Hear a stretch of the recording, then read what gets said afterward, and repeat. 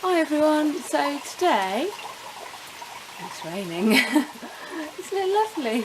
I'm nearly finished, I've just got to sweep the yard, and the boys are out. It doesn't look very nice out there this morning, does it?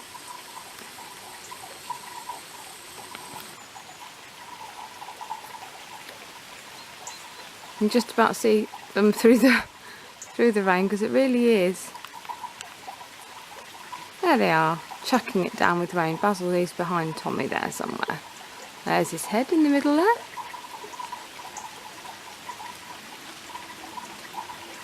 But it's really grey and horrible. I don't know if it's going to stop. I hope so. It's warm though, so hence I haven't got a coat on, standing under. But it's I think it's supposed to get a bit better later, so I'm hoping to get a ride in later. But today's video, I thought I would share with you a few things I've learned about hay steaming and hay steamers since I've had mine. I think I had it all this year, so I think I got it before Christmas last year, I think. Or is it 2 years? I can't quite remember how long I've had it.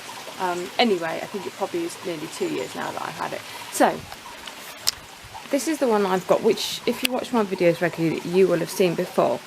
And I've always been really pleased with the box,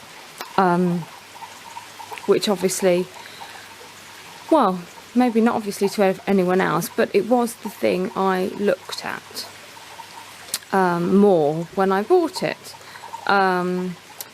to see how the hay fitted in, how the hay got out, where the steam went in, if you could move the box and all that sort of thing. And this one's on Good Wheels. I have done a blog about it, so I'll probably put a link in the bar below so you can see about that. But it's got Good Wheels, and I've always been pretty happy with it. The lid sometimes is a bit heavy and awkward to get off. You have to slide it off. And my hay, I've just turned the steamer off to finish steaming it. And there's a bar along the bottom inside with lots of little holes in, so the steam feeds in here and then comes up all the little holes along. And it has got this clasp here to hold the top shut. Now that in theory seems like a really good idea, to have it so that it's totally sealed. You want all the hay steam to go round and round in all the hay. However, it has caused problems, but I'll come back to that later. When I bought it, I was also advised, when I put the slices or cakes of hay in the hay net, to sort of tease them apart a bit to help the steam penetrate.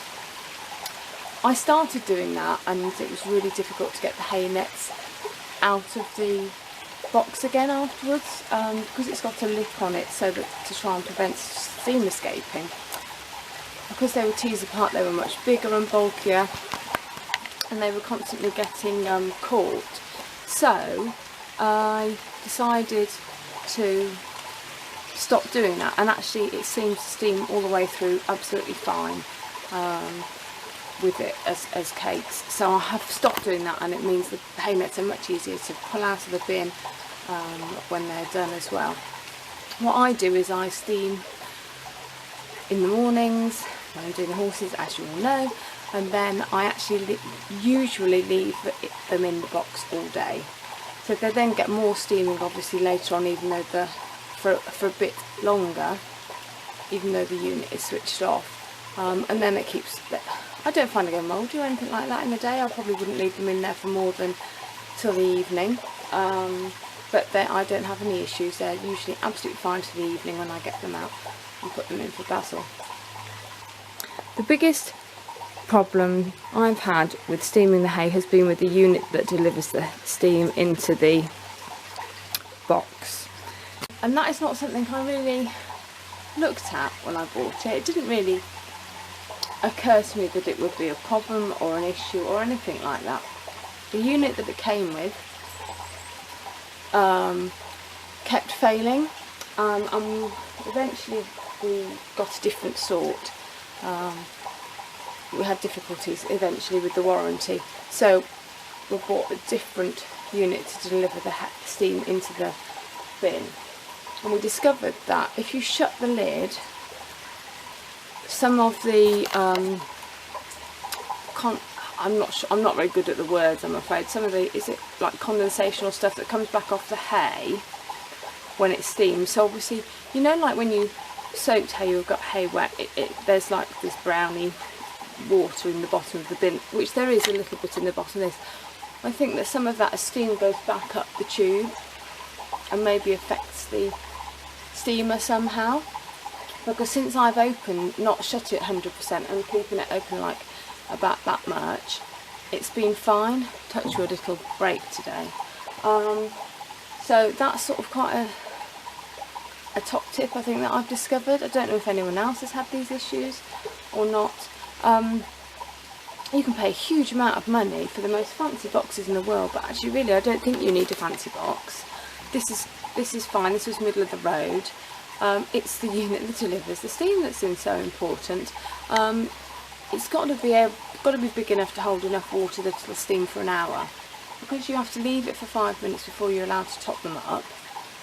So if they run out of water, you have to leave them to cool down, then you can top them up, and then you can go again. Well, that's alright if you're hanging around the yard like for hours, but most of us have jobs and have to get it done. So you need a unit that's going to hold at least an hour's worth of water to steam for an hour,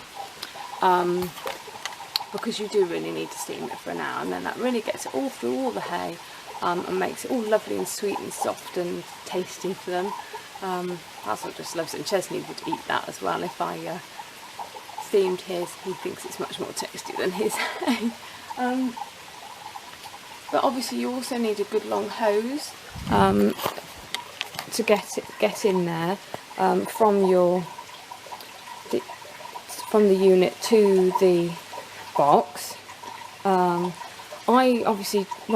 decided I didn't want mine on the ground, because if it rains lots I don't want it getting all wet underneath, so I always raise it up. But I also raise it up because my plug's up here outside, so the lead actually on this unit, the lead is really long, so I've got and the hose is really long, so I have the excess wrapped around. The last one didn't have such long lead and it only just reached. So that is a consideration as well, how long the lead is to get to your, because you really don't want to be having extension leads hanging around in the yard. Not really safe with water around and stuff like that. Obviously when I put the unit there, the first thing I do is plug it in so that the plug's out away of the water, before I fill the unit with water from the hose. I always make sure I've got hold of the plug so it's not dangling in the water and all that sort of thing. So important little bits for your health and safety from water and electricity. Not a good plan. So in theory it's really not a good plan steaming hay, is it? So you do have to be really careful with that. You don't want to cause any accidents. But look around for the units. I know the most expensive hay steamer sort of setup I've seen is the Haygain one, and the box looks amazing and fantastic and fabulous, but the little unit that comes with it is tiny. Now I've not ever seen it in person, as it were, so I don't know, but the unit looks really small on photos and stuff, like it would never hold enough water to steam for very long. It doesn't look very robust or strong either, but again I could be wrong. So just make sure if you're looking at a steamer, don't just look at the box. Make sure you see the unit that delivers the steam, make sure that it's nice and strong, that it's going to hold enough water. Also that the plug is up to the amount of heat it feeds through it. Is it voltage, I think the plug has to be. This one is only just, so sometimes the plug gets hot and that's not really very safe either. Nice long leads, nice long hose as well can make a difference for you. So there's quite a few things to sort of think about, which I think probably I didn't think about when I was looking for one. I just thought, well, hay steam will make my life so much easier than lugging around really wet, soaked hay nets. So I didn't really think about all this stuff. but I have been pleased with it. I would recommend it. It is much easier, much lighter, much more convenient, much less waste when you steam it than when you soak it. So yeah, all in all, it's much better. Just a few things to think about. Anyway, I have some friends looking very, very, very wet. Oh dear.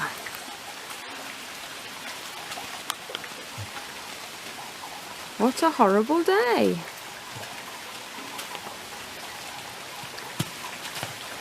Hello, Jezzy. Alright, Bazza. Anyway, I'm going to leave the video there for today, and I will see you again soon. Thanks for watching. Take care. Bye.